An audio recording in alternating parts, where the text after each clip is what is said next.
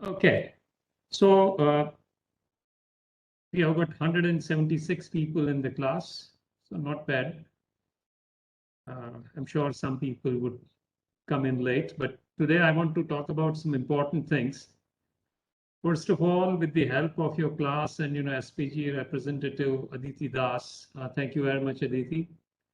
We have been able to fix up a time. Now, the time may not suit everyone, but you remember that I have to consider the schedule of not only BTech 2020, but also BTech 2019, MTech first year and MTech second year. So considering everything, the only logical timing which I already intimated you was on Thursday from 6 p.m. to 8:30 p.m. I hope it is not too uncomfortable for you. I tried to keep it on Saturday or on Monday or Wednesday as your SPG coordinator suggested, but that was not possible. I have kept office hours on Monday, and that is, I think, between 4 to 5:30, which should not be a problem to you guys, I hope. We may treat it as a lab because we have lost at least 2 labs. So we try to make up. But let us understand the situation. Now we have got 20 days before the start of the first midterm. The first midterm will start from 27th of September.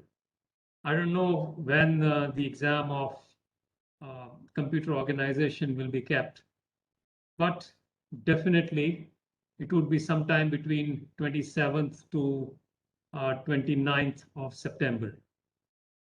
So we have got 20 days. So we have to treat it like a boot camp. I have inducted 7 TAs from BTech third year.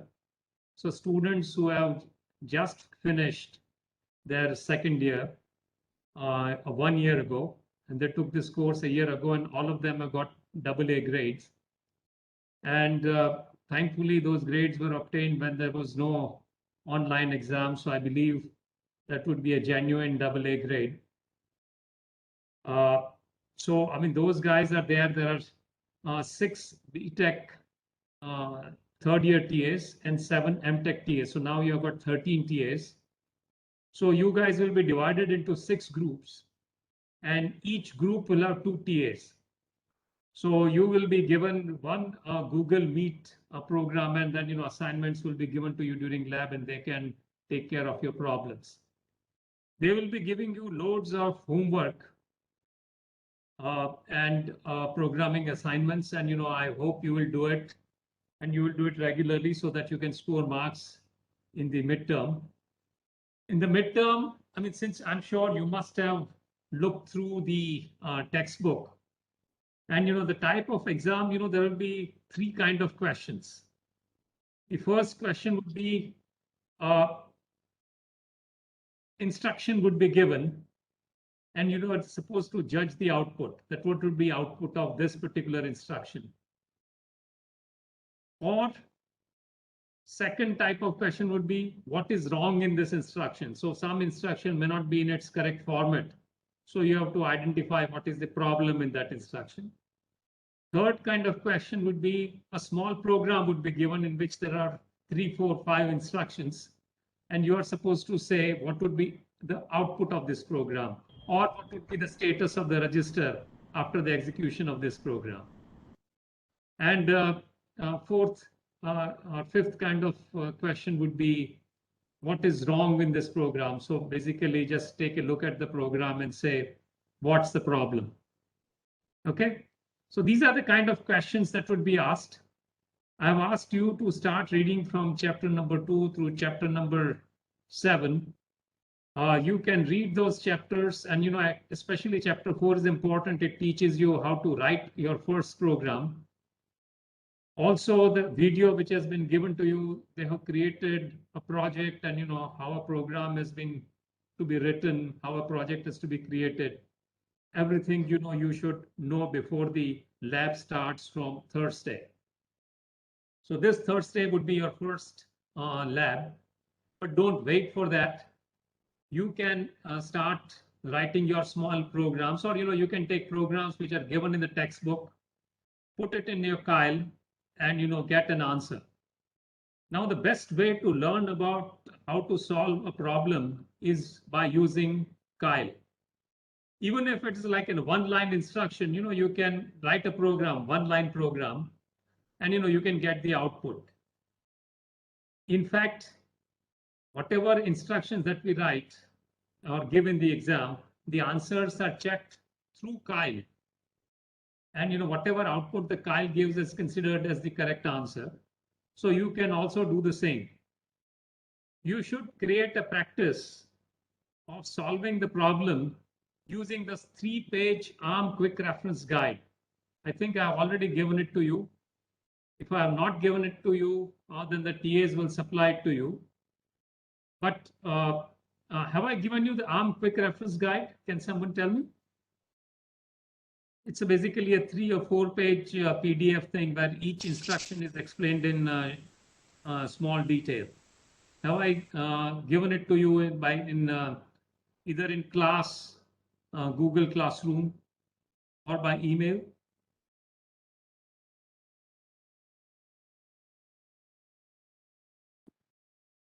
I think no, sir. No, sir. No. Okay. No, Sir. sir. Okay, got it. So I will put it, or I will mail it to you. It's just a 4-page thing. I will mail it to you. And you should form a habit of using that, because in exam, that is the only document which is allowed. And you can use that and learn how to solve the problem. Does anyone have any question regarding the procedures?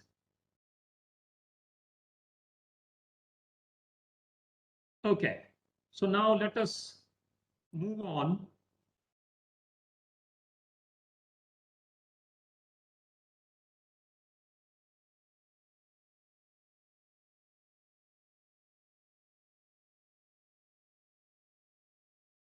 Can you see the slides?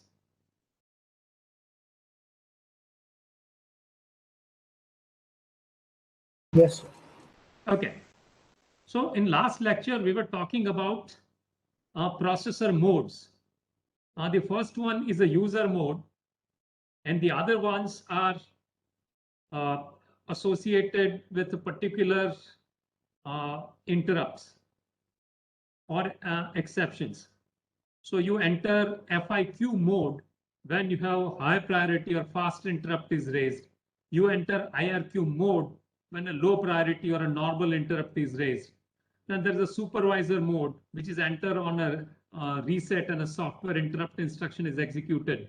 So reset is like, just press the button and get out of the thing, shut everything off. Just like what you do in your laptop if your laptop is hung. Sir, Excuse me, Sir, sir. screen is completely black. We can see. yes, sir. Screen is not visible. Yes, sir. Just Screen one is second. black. Okay. So you say that slide is not visible to you. Yes, sir. Okay, so I will reshare it.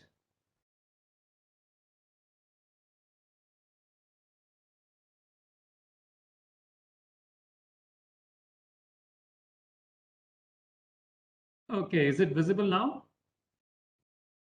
Yes, sir. Yes, sir. Okay. Okay, good.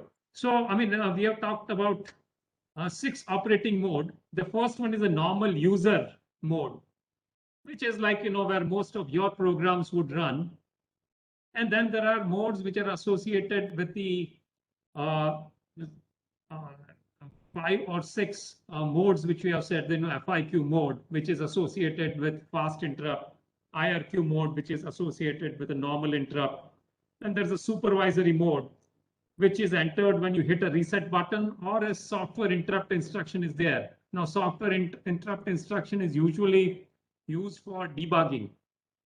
Then there is abort. So that means that is used to handle memory access violation. So you are accessing data or trying to access instruction on the wrong memory address where there is no memory, or it's a protected memory and you're trying to access it. So it will say abort. And you'll enter undefined mode when you have undefined instruction. So that means you might be using an instruction from, say, a higher architecture. Your processor is compliant only to version 4T, and you're trying to use an instruction from ARM version 5 architecture or ARM version 6 architecture. And as I told you that, you can also be a little smart and sometimes allow user to use one or two instructions which are not given in the already defined instruction set, but you take an exception when that particular instruction comes, and then in instruction handler, you are given how to solve that particular instruction using the legal 4, 5, 6 instruction used repeatedly or in a proper order. I mean, as I told you at that time that this is not a great way of increasing number of instructions in your instruction set. You can do it for 1 or 2 instructions only if your client is insisting that they have to have it. If you try to put in too many instructions using this interrupt handler, the execution will take longer time. So I mean, this is how it is done. We are not going to talk about the system mode because now it is no longer used. Now we already talked about the 37 registers and all of them. So I mean, I'm not going to do. Now, there are certain things, I would like to tell you that ARM instructions can access R0 to R14 directly. And most of the instructions are allowed the use of program counter. So let me put it this way.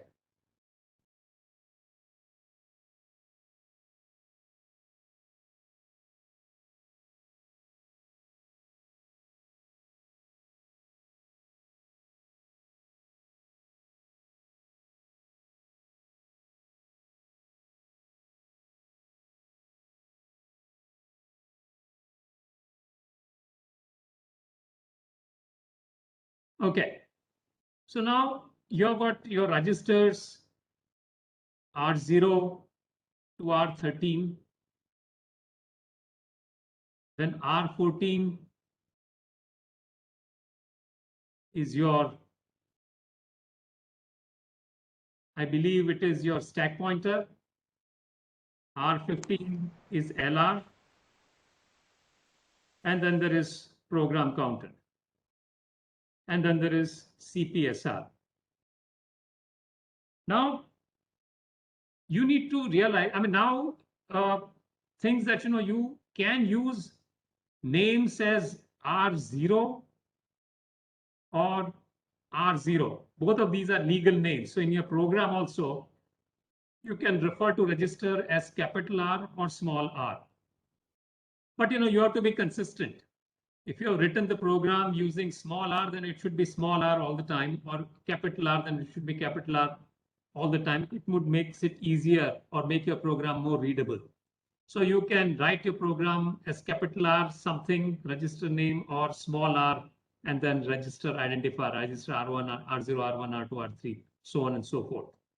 Now, R0 to R13, they are known as general purpose register. Now, program counter, you will be allowed to access. Now, for example, if you want to jump, say you are executing a program and program is going serially, and I'm putting the value of program counter for our understanding and ease of use in decimal. Say instruction number 1, 2, 3, 4, 5. Now, you have to make a loop. So you're from 5, you want to go back to 1. So now, you will write something like, value of this 1 has to be now again put. You normally PC will keep on increasing, right? And I'm talking this as word wise. So I'm just saying 5 plus 1 is 6. 6 plus 1 would be 7. So that is how it would go serially. If you want to talk byte wise, then you have to say 4 bytes, but 4 bytes makes 1 word. So I'm just using 1. I mean, just to make this problem simpler. But now you don't want to go your PC to 6. You want your PC to go back to 1. So then some register will say put the value of 1 back into PC. and then program execution will start from 1. Thankfully, you don't have to worry about it because you will be using a label. Now, label is that suppose you are saying using an instruction, say move. Move instruction simply moves some value into register, say R0, and you are saying this means number.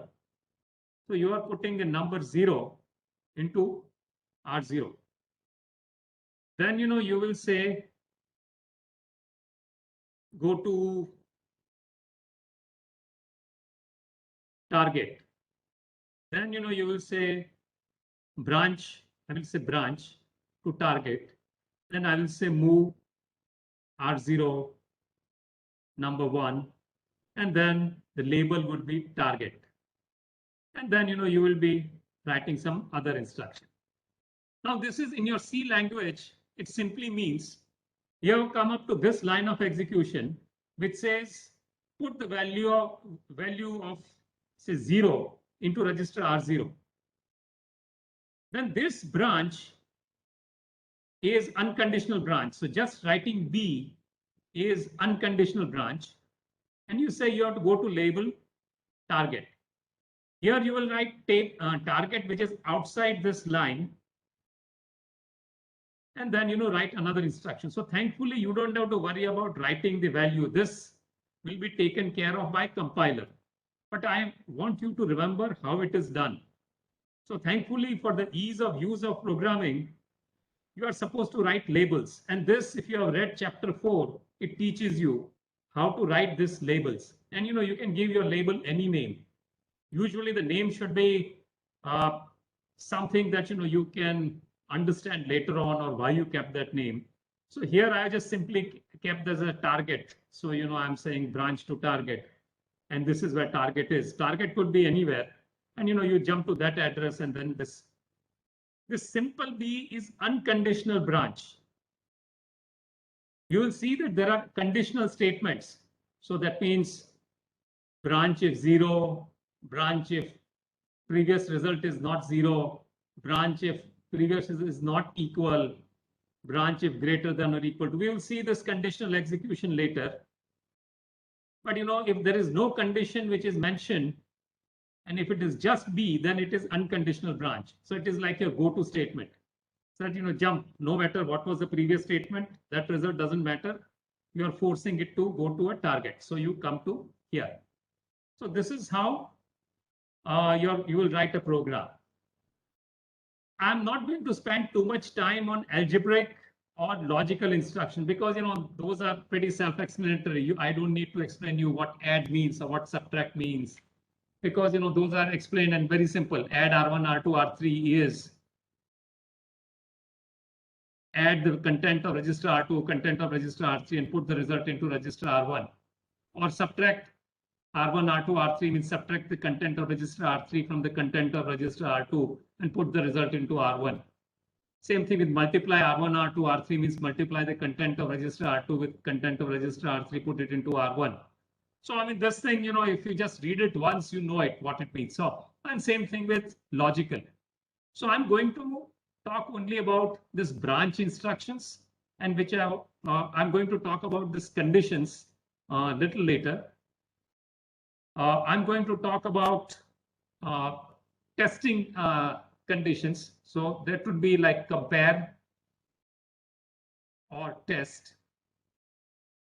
Compare instruction, we'll talk about maybe after 2 or 3 slides, and then also test instruction, which is very similar. So let me just finish this part. One thing which we have not talked about is CPSR. What is CPSR? Now that is CPSR is current program status register. So now current program status register would have 4 flags. Current program status register is like taking a snapshot of your program. So what your programs look like at that particular point. Now, you have got that is negative result from ALU. So it will raise this flag. 0 result from ALU, then this flag would be raised. If it is a carry, then this flag would be raised, or if there is an ALU operation overflow, then P flag would be raised. These flags would be raised by other instructions which are coming in. So like, for example, compare instruction, compare the value of R1, and it compares it with 0 all the time. Now, if it is 0, it will not give any output. All that compare instruction will do is make the Z flag as 1. That means the output is 0. So that means the flag will go to 1. And other instruction, your if instruction, if the value is 0, then do this, will just check the flag. So instruction like compare or test will not give you any output. All it would do is just raise the flag. Similarly, if you have some arithmetic instruction, and if it raises, say give you negative result, it would raise the flag of negative. If there is a carry, it would raise the flag of carry. If there is an overflow, it would raise the flag of overflow. And the subsequent instructions may or may not use those flags. So these flags are very important because it kind of tells you what is the exact result which was given by the instruction which has just been executed, and these flags would be raised. And this flag would remain raised unless some other instruction would come in and change the status of the flag. This is not used, so it is blank. Then this is your I and F. Remember, I told you, you have got one IRQ which has come in. If you are servicing one IRQ, do you want other IRQ to disturb it? So the interrupt is like this. You have set up a home security system, and you have set 3 regular interrupts and 1 fast interrupt. Regular interrupt is, say, your temperature sensor input, your humidity sensor input, and your light sensor input. And all 3 sensor inputs forces processor to do something. So a temperature sensor would send the data, and based on that data, processor either has to turn on the AC or turn off the AC. Then humidity sensor would send some data to processor, of course, by sending an interrupt signal. Processor would accept it, and based on that, run an interrupt handler.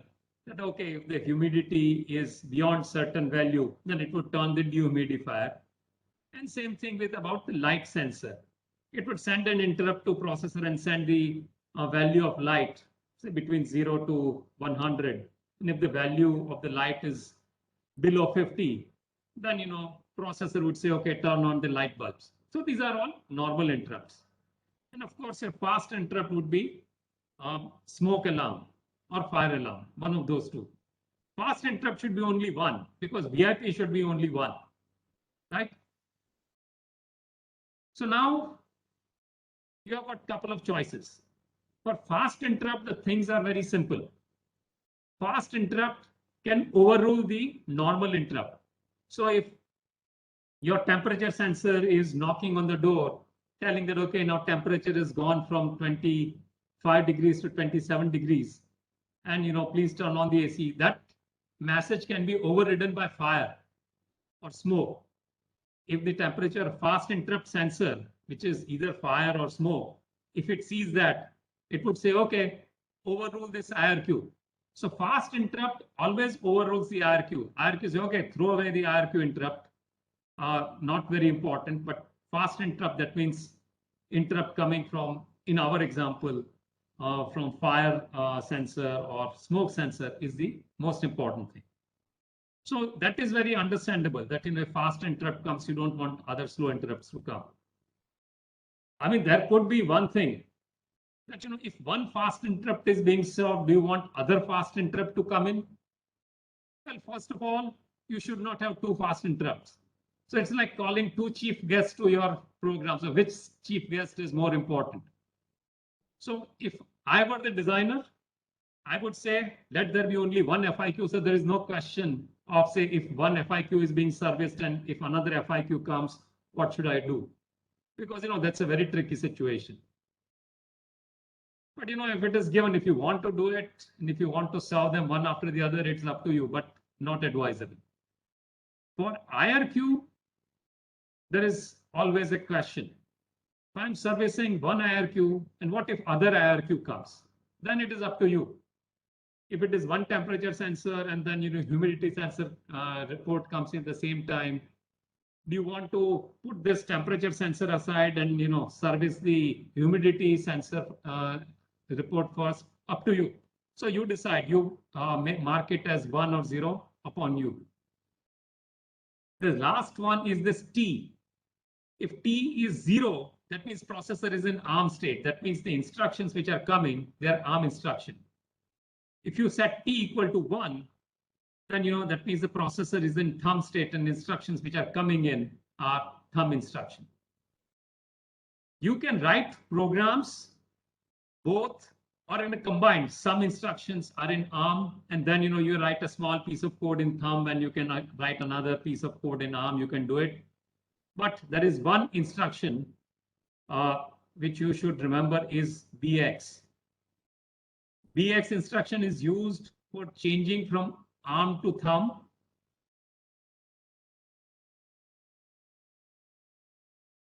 Or vice versa.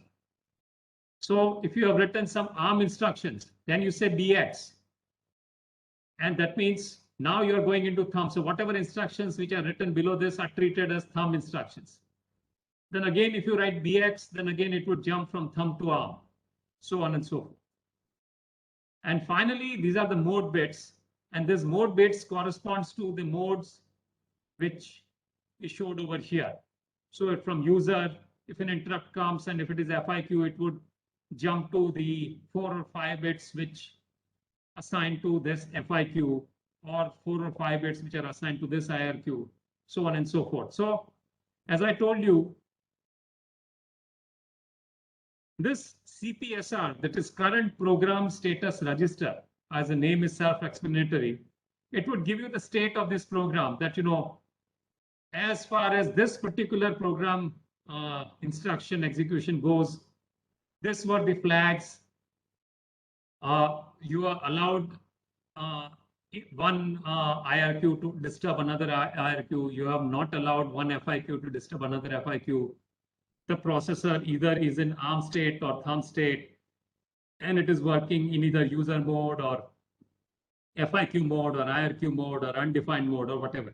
So this is like a program status. And these are the conditional flag and the explanations which are given, and you can read them. Now, this program counter R14 is used as a subroutine link register and stores the return address where the branch with link operation is performed. And that is calculated from the program counter. So you can say R15, R14, move R15, R14. What is R15? R15 is your program counter, and R14 is the link register. Right. Let me just make sure it's the same.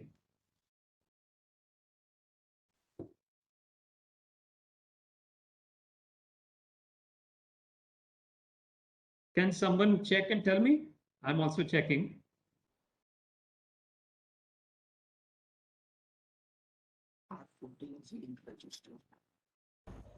Can you speak up, please?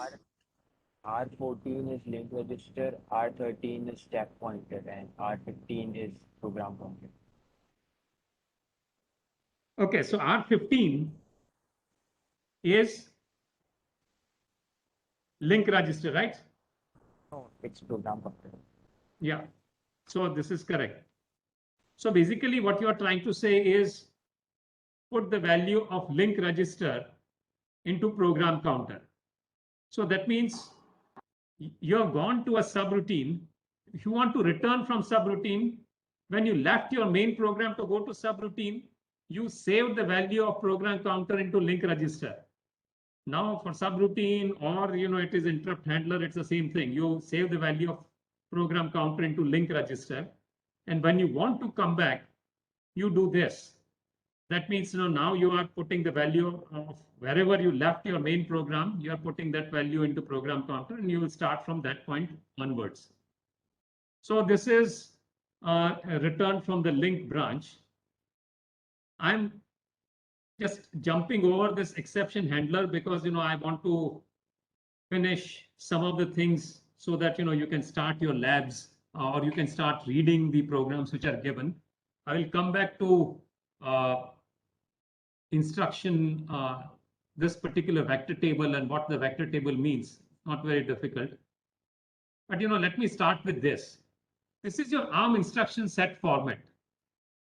Always bits number 28 to 31 is a conditional statement. Now, this is a big thing in ARM. What is this conditional statement? Now, in conditional statement, so this is your one way of writing a program. You are saying compare R3 to 0. So basically, you want to know if the value of R3 is 0 or not. So you are comparing with this. So compare basically will do a subtract operation. And if R3 is equal to 0, and then your answer would come out as 0. Compare, as I told you, will not give any output. It will just go and raise the 0 flag. Now this branch instruction, and now you see this conditional statement equal I have put. So this branch statement, it will just go, if it is equal, then it will go and check the Z flag. If it is equal, it will jump to skip, and skip is a label. So it will start executing from here. If it is not equal, you are supposed to do addition of content of register R1 and content of register R2 and put it into R0, and then move forward. Now this is a code which is taking at least 3 lines. Now, again, we want to change. Can we change these 3 lines into just 2 lines? And can we save some time? Yes, we can do that. How we can save time? You will understand the significance of this when we see the implementation. But right now, think that, this is, we are trying to increase the code density. So this program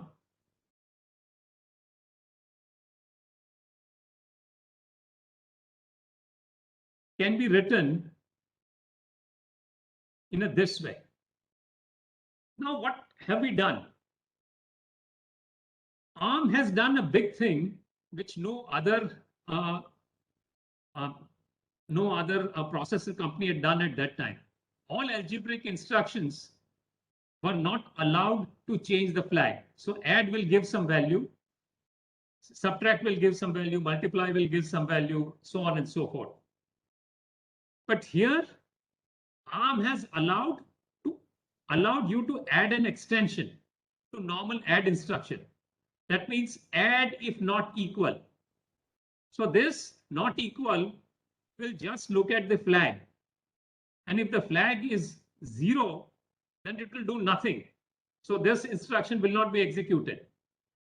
If the 0 flag is not set, then it will do this instruction. Does this make sense to you? If anyone has any problem, please let me know. Sir, I didn't understand the concept of flag. Sir, can you please explain what a flag is in the context of registers? Okay. Now, let's say you have executed this instruction, right? So, Yes, sir. Right, so executed compare R0 to your value 0. So basically compare instruction will take content of R3 and compare it with 0. If it is equal, then it will raise the 0 flag. As I told you, in olden times, only test conditions, that is compare or TST, they were allowed to change the flags. The normal algebraic or this logical instructions are not allowed to change the flag. So that means you have to write one additional condition that, like, you are using this compare statement, and then, you have to use branch if equal statement that, if they're equal, then, you have to jump to skip. That means go to this label and, whatever instruction is here, start executing that. Otherwise, if it is not equal, then you execute this. So instead of that, you can do code density. You can reduce code density instead of writing this 3. See, first instruction is as is. R3, you are comparing R3 with number 0. Then you are writing this instruction. Add if not equal R0, R1, R2. And then you don't have to write these labels. If this is not, this condition is not correct, that means the flag is not 0, only then you will execute this instruction. Otherwise, it will be a bubble, means you will not execute this instruction and you will start execute instruction which is given over here. So you see the branch instruction is gone. Does it make Yes, sense sir. to you? Yes, sir. That means add any will check the flag that is set by compare. You should form a habit of saying add if not equal. Right? Add not equal, Add yes. any is something that you write, but you should pronounce it as add if not equal. It creates kind of an impression. Okay, sir. Means this add not equal instruction will check the flag at the compare location. Correct. Set by compare. Not Yes. the compare location. It will check the flag here in the CPSR. Flags are only here. So it will Oh, go and check in the CPSR register and check the flag. Okay, sir. I If you got ask it. how it is done in hardware. So you don't have to worry about how it is done. That would be done if you're actually, you have to worry about that if you're actually trying to format a processor or design a processor. Does it make sense? Yes, sir. Yes, sir. Okay, so this used to be a big deal. And this is the conditional execution. You can write instructions like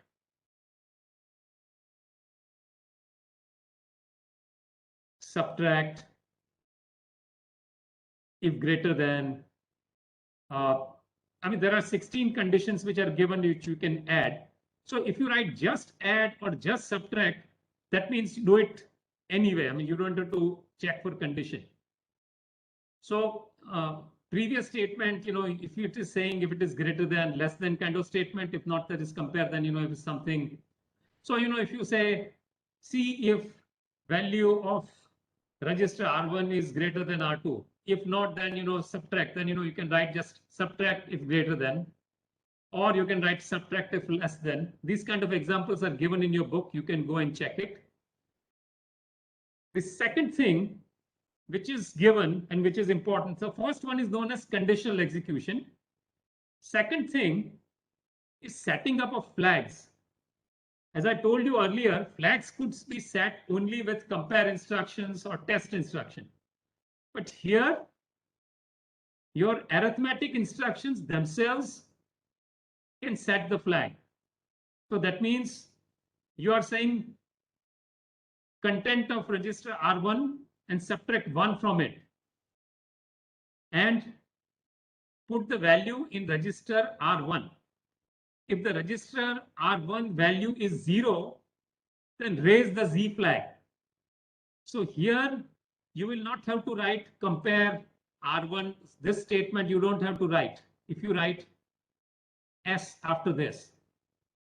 So if you had just written subtract R1 and number 1, then you would have to write compare R1 with number 0. And if it is not equal, then loop or otherwise do something. Instead of that, if you just put an extension S, that means you are allowing this arithmetic instruction to change the flag. See, these things you may say that, what's the big deal? But, it's a very big deal. It was very big deal in 1990s, and it is still very big deal for people who are designing a small embedded system. Because even if the instruction is small or big, using or reducing the code density is a big thing. And you will understand that, this is actually saving number of execution cycles also. But that, you will get the flavor of how you are saving the execution cycles when we study implementation. But right now, just understand that it is increasing. I mean, it is reducing code density. If you use conditional execution, there are 16 conditions, which I will show you in the next slide. Or if you want to just set up the conditional flag, then instead of writing this sub R1 number 1 and then writing compare statement, you can just write one instruction, sub S. So it will do the work of two instructions. One is the plain sub instruction, and then second is compare instruction. Is this clear?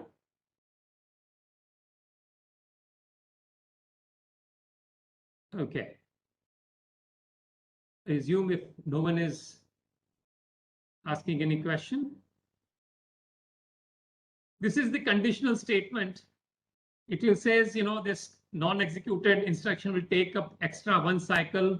I'm not deliberating too much on this because, you will not understand how it is saving one cycle. We will start understanding that after our first midterm. But this will remove the need for many branches which can stall the pipeline. Again, what is stalling the pipeline? So that's why I'm not going into it. But this you can understand that it will allow very dense inline code without branches. So inline code is very nice. See, branching is one thing which is taking away the performance of your processor. But then, if you ask yourself, have you ever written a good program which does not have if then else statement or while statement or case statement? No. Well, because, your program has to have branches, then only a complicated program can be written. Otherwise, your program can be as simple as, write hello world, there are no branches, you just write hello world and printf and then out. It's a very simple program, but it's a trivial program. But the problem with the branch is that your program counter is used to getting the next instruction. It is programmed that way, that after instruction number 1 is executed, program counter will automatically bring in instruction number 2. Then it will automatically bring in instruction number 3. When you have a branch, then program counter will bring in instruction number after 3. And if the 3 is a branch statement, program counter doesn't know if it is a branch statement or not. It will bring in instruction number 4. But this instruction will have to tell it that no, you don't have to bring in instruction number 3. Now the branch is again back to 1. So that means there is some time wasting. So you can write inline code, but once again, inline code and branch and how it is saving things to you, you will get full flavor of it after the first midterm exam when we study the execution. But one thing you can take from is density of code is improving, that you can write a nice and compact code. So these are the conditional fields and you can write this. So here would be your opcode which says sub, and here would be condition code. So condition code would be equal or not equal or HS or LS, all these things, negative or positive or 0 or greater than or equal to. You usually don't write always. I mean, there's no point of writing subtract and then condition as always. I mean, it is understood. So this normal always will always be written here as 1110. When you write subtract R1, R2, R3 or subtract R1 number 1, condition would automatically be 1110, right? Because there is no condition. That means execute it anyway. If you have written subtract if greater than or equal to, then your compiler would put condition as 1010 and then write opcode for subtract over here. Right? So this is how the condition field would be done in a given instruction. So your instruction contains a lot of information. Of course, opcode is there. Opcode will tell it what to do, add, subtract, divide, multiply. But along with it, there is also condition that, execute only if this condition is met. And, that would improve your code density. So here the examples are given. Add R0, R1, R2. To execute this instruction only if the 0 flag is set, then you can do this. Add equal R0, R1, R2. You have just written this additional thing. This will check the flag. If the flag is set, means flag is 1, then only execute this. Otherwise, just jump over this instruction, as if this instruction does not exist. So you will be saving a lot of branch and other instruction. Similarly, this particular thing will look at the flag, but if you use add and then S extension, then it would have the right to set the flag. As I told you, normally add instruction or subtract instruction, they don't have any right to go and set the flag. If you have just written add without this S extension, R0, R1, R2, and if the value of R0, if it is 0 or not, if you want to know, then you have to write a compare instruction, compare R0 to number 0. And only this compare instruction would set the value of your 0 flag, if it is 0. Here, you don't have to write compare instruction. You just write one instruction, add, and then add an attachment of S after it. Once again, you are saving the lines of code. You are saving lines of code. So what good you are doing? You are saving memory. So in smaller memory, you are writing, one instruction is taking care of two instructions by using a small extension of S. Is this clear to you guys? Anyone has any question?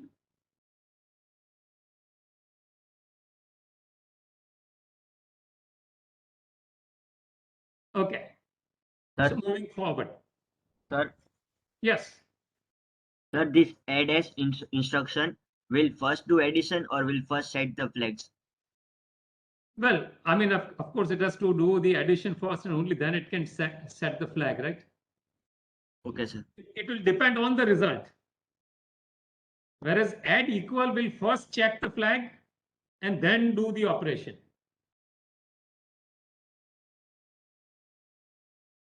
Right? So it is written here that, for add equal type of thing, first it will check the flag. If it is not equal to, if it is like, if the flag is set, then do this. Whereas here, do this operation and then set the flags. Clear? Okay, Yes, sir. Give me 5 seconds.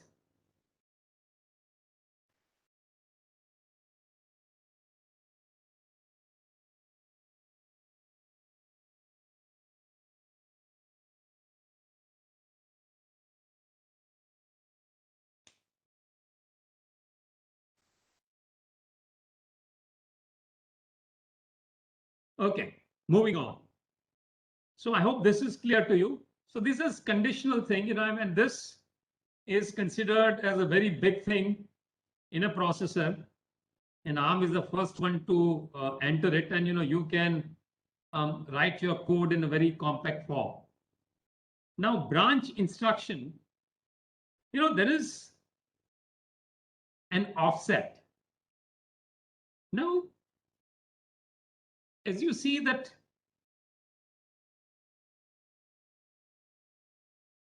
when you want to say branch to some address, the address is given as a 32-bit address, correct? Right, because it's a 32-bit processor, so address has to be a 32-bit address. Now let us see. If I take an instruction like it is given over here, this many bits. So from 4 bits are taken up by condition, right? So 4 bits are gone.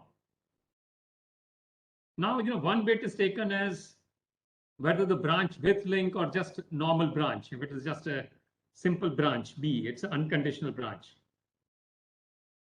Now there is this offset is given. So now only the amount of space which is left for giving the address is only 26 bits. Now 26 bits is how many, what's the number?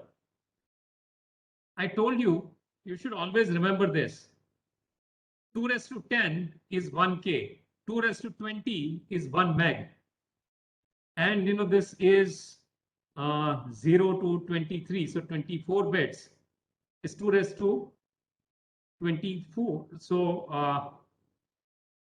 that would be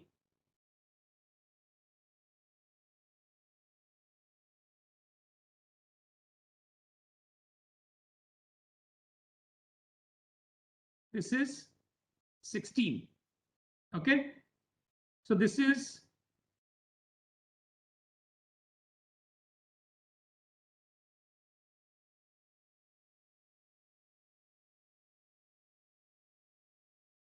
this is 24 bits. So 2 raised to 24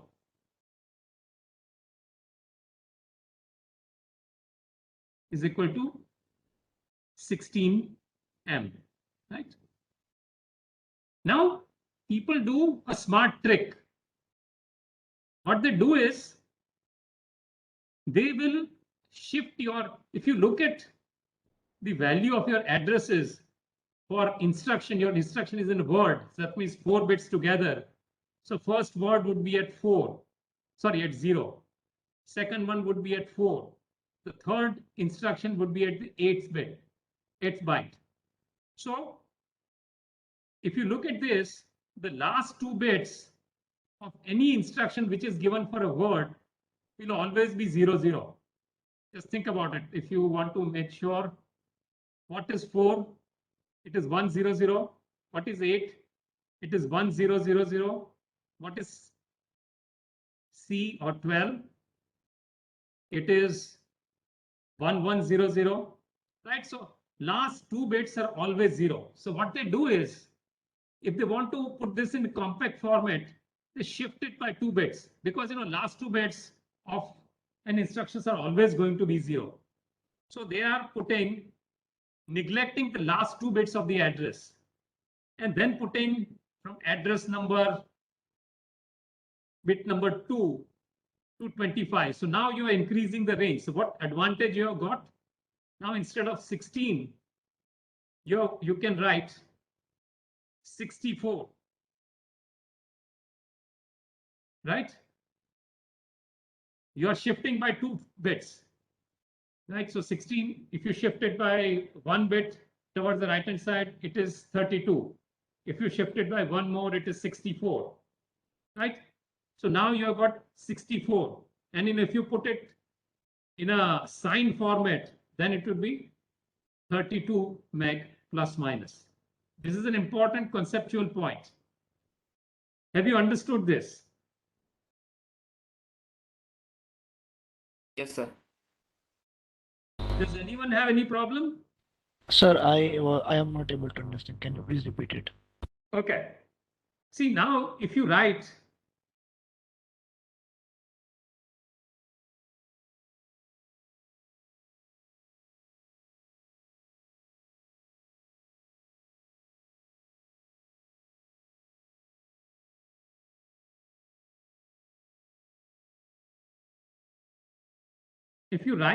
a 32-bit address of instruction at number 0, a decimal, it will be 32 zeros, right? So imagine lots of zeros and then 0, 0. I'm particularly interested in last 2 bits. Instruction number 4 in decimal would be 0, 0, and lots of 0 and then 1, 0, 0.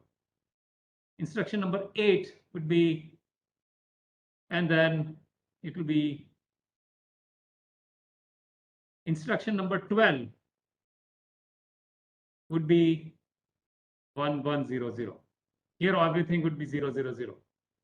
Then instruction number 16, again, 16 would be again back to 0, 0. So that means 16 comes as so on and so forth. So when you look at it, the last 2 bits of any word address is always going to be 0, 0. Are you getting my point? Yes, sir. Right? So they are doing a trick. Why are we doing it as a trick? Because, I want to increase my range of branch.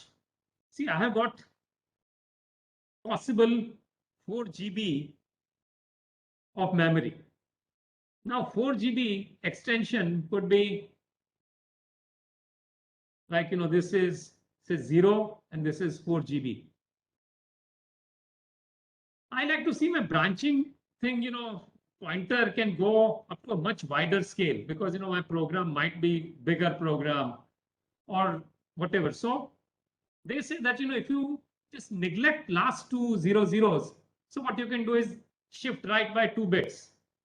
So if I'm just giving you 24 bits, then you will say that, in reality, I can fill only addressable bits would be only 16 meg addresses I can give. 24 bits makes 16 meg.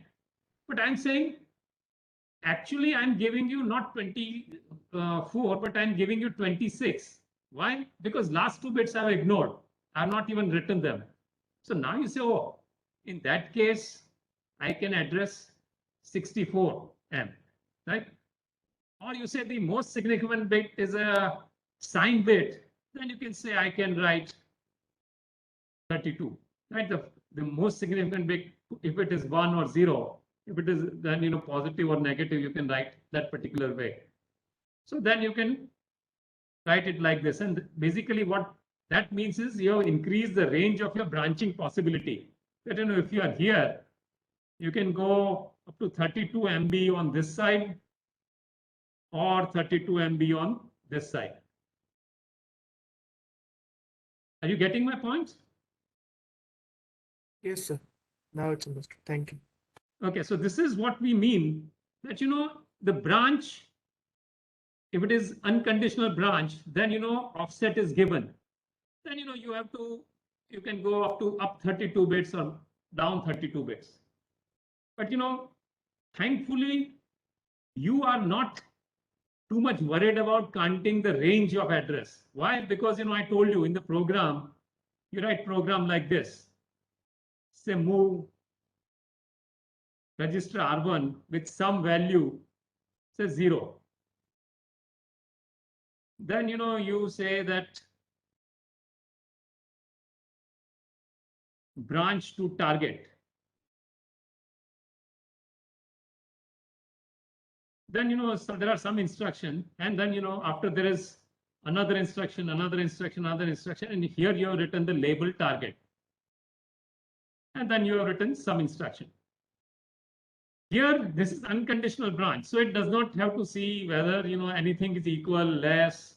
You just have to go to this. It's like jump instruction or go to instruction. So you jump all over here. Thankfully, when you write a program like this, you don't do any address calculation.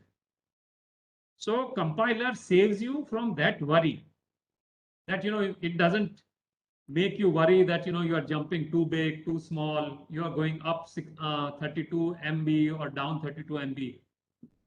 A programmer is saved. So who's doing the work? It is done by a Kyle compiler. Now it would look at 2 things. Now, one is absolute address. So absolute address is only 32 MB up or down. So now this is your 4 GB range.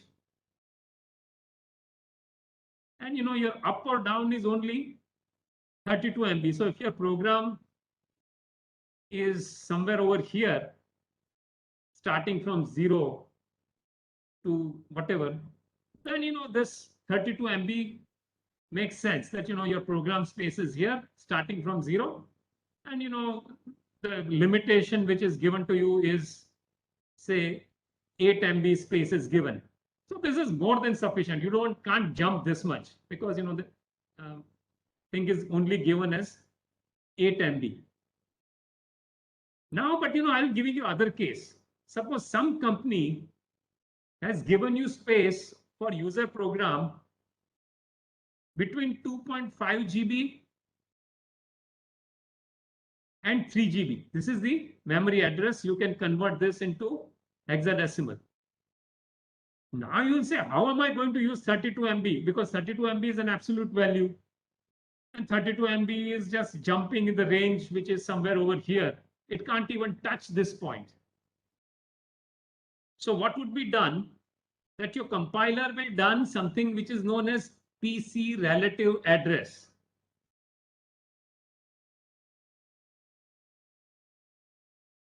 So this is a very smart thing.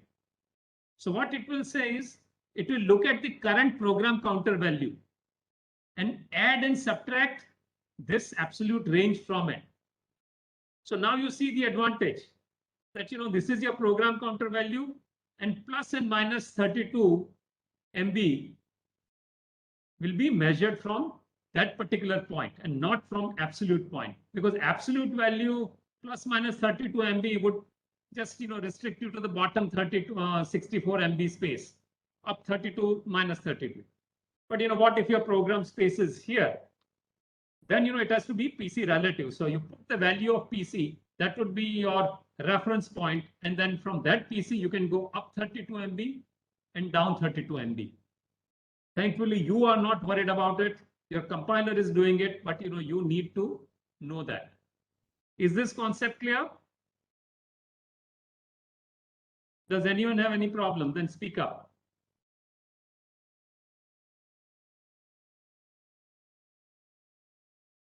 Okay. I assume this problem is clear. Sir. I'm telling you, when you're writing a program, you're not worried about how the branching is calculated by your compiler. But as a learned engineer, who would be studying the implementation part, should be clear about this, that inside your compiler has to do all these kind of permutation combination. And that is how it figures out how to find out your address. So either it can do direct, or it will have to do something like this, PC relative addressing, and then save you, because to save you, all it asks you to do. So now you can understand that how this is making easy for you. All you do is write some word target. See, your computer has no value of this word target, because it doesn't know what target means. Your hardware knows only ones and zeros. So compiler smartly changes your target into some ones and zeros, and basically that would be done by some kind of permutation combination of either PC relative addressing, or if it is your user space is down here, then absolute addressing.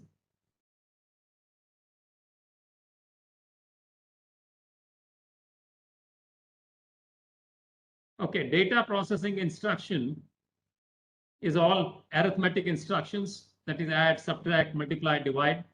Then there is comparison instructions. So I told you compare, CMP is a comparison instruction, or TST is a test instruction.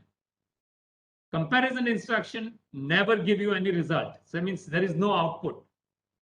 It will just set the flag or not set the flag, depending on whether the value is equal to 0 or not 0, or whether there is a carry or no carry or whatever. Again, arithmetic instruction, if it is, there is a S attached after it, then it can also set the flag. Okay, but only if the S extension is added after your arithmetic instruction. Logical operations are logical operation, your AND or not kind of thing. And then there is data movement instruction. That is the move is that kind of instruction which moves the data between registers. And then there is, of course, load store instructions. Someone want to say something?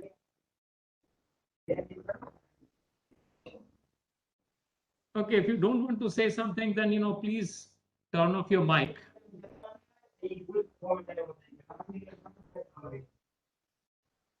Excuse me, Romit Tejani, are you trying to say something? I can't hear you.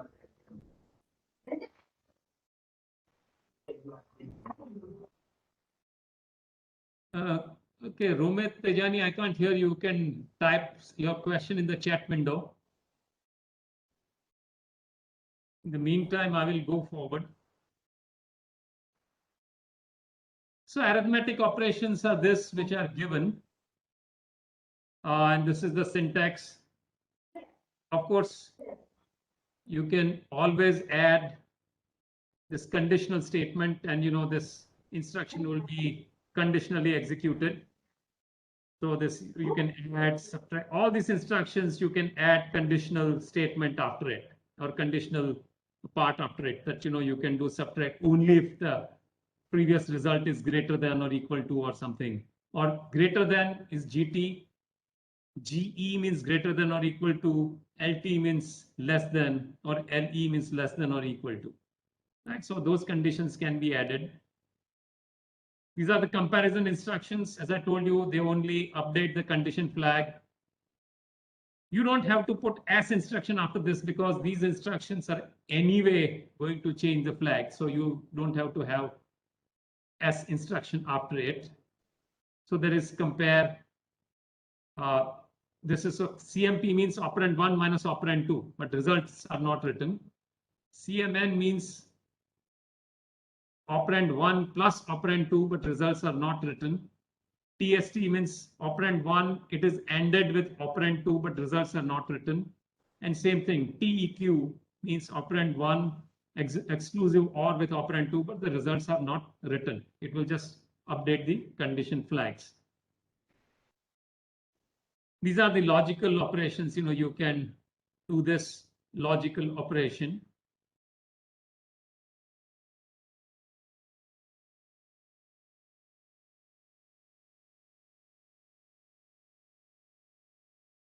So there is a data movement operation. You can write something, say move R0 to R1.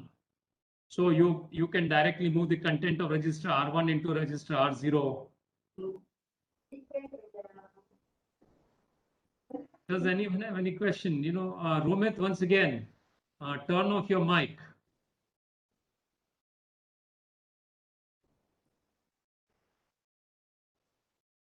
So these are the data movement instruction.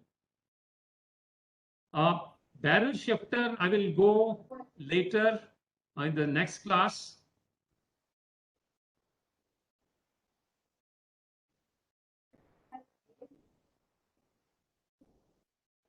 Okay. Now this is an interesting instruction, and this will also explain you the use of something which is known as literal pool. So what is a literal pool? Romit, how many times do I have to tell you? Okay, I will have to mute you. Please write your question in chat mode, because either if you are genuinely asking a question, I cannot hear you properly. So please type. Okay, this is one very interesting thing. You want to load a 32-bit constant into a register. Now, as you know, I showed you the general characteristics of an instruction that, minimum in an instruction, first 4 bits are taken up by a conditional statement, and then there is opcode. So that means you will have 26 or fewer bits to supply as an instruction. But you want to directly load a 32-bit constant, and when you write a program, you will be writing this one very commonly. For suppose if you want to put some value into register R1, put some value into register R2, put some value into register R3, that means you are setting up your program. Then you will be writing something like this. Now this is known as a pseudo instruction. LDR is not exactly a load instruction. It is known as a pseudo instruction. So you are saying this, that put a 32-bit numeric constant into register, say R1. So like this. Now, what you are trying to say is, you are telling your compiler, thankfully you are safe.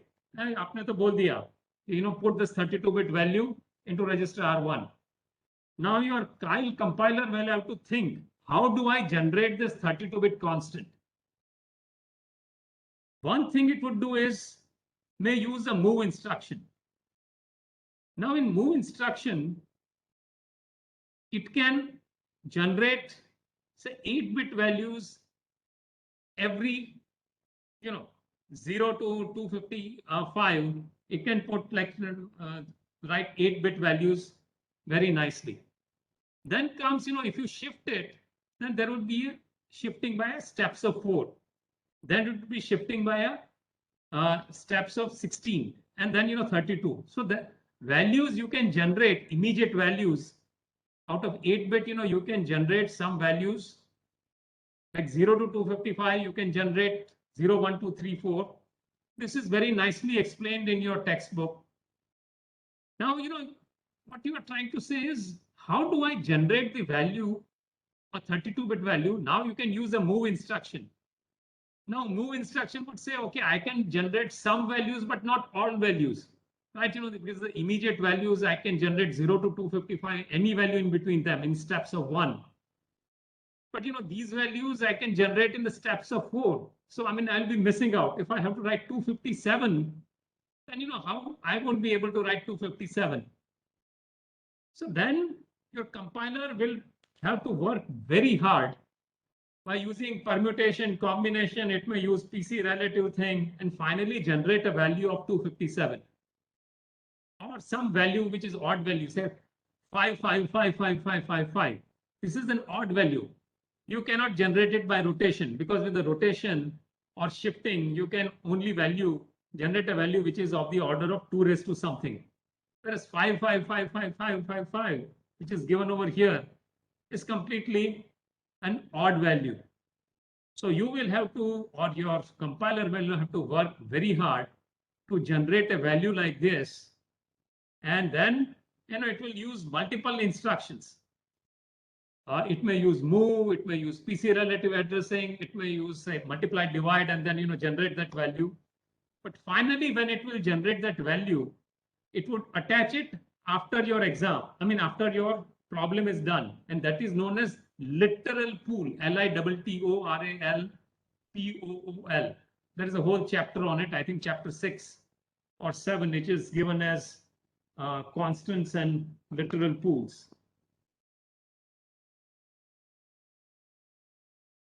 Yes, it is chapter number 6, constants and LITERAL, literal pools. So this is, and they have given this, explained this thing very well. And I have asked you to read it, so some of you may have already read it, that how a literal pool is generated. So that literal pool is attached after your program is done. And the advantage of that is, once it is done, you can use it again when it is called. So next time, when value like 55555 is asked by your program, it will not have to do the donkey work again. The value is already there. So it will just lift it and then shift it to a register. So that is known as a literal pool. And this particular instruction you'll be writing a lot. And this is a pseudo instruction. But on the first, even starting from the first program that you write, you will be doing something, because it's a very easy thing. Suppose someone say add R1, R2, R3. Then what is R2? What is R3? Where will you get R2 from? Where will you get R3 from? So you can say LDR, R2 is this, LDR, R3 is this, and then you write and your instruction, add R1, R2, R3. And then you say, okay, check the value of R1, and the R1 value would be given to you. So that is, you will be using this instruction very commonly. Okay, we'll stop at this point. We'll meet once again before your lab starts on Wednesday. But please read chapter 2 through 7. Do the check the video, download the Kyle compiler, create a project, run the program, run the programs which are given in the books. But start doing this, because you have only 20 days, and this is very important. So please do it. Any question from your side?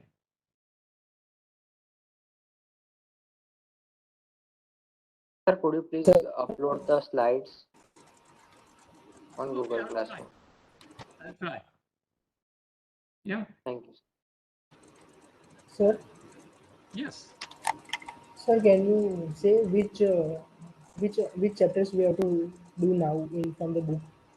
Chapter 2 through 7. 2 to 7. Okay. Yeah, from 2, 3, 4, 5, 6, 7. I mean, not very difficult. It's like, you can read them in a day or two. Sir, when will we have our mid-sem exam for ID 209? I mean, I don't know the exact date, but you know, the mid-sem exam is fixed starting from September 27th to 29th or 30th. Yes, So- sir. We got timetable, but But you know, I don't know when it will be because you know, timetable commit. I mean, it will come from admin, and they have not yet given the exact date.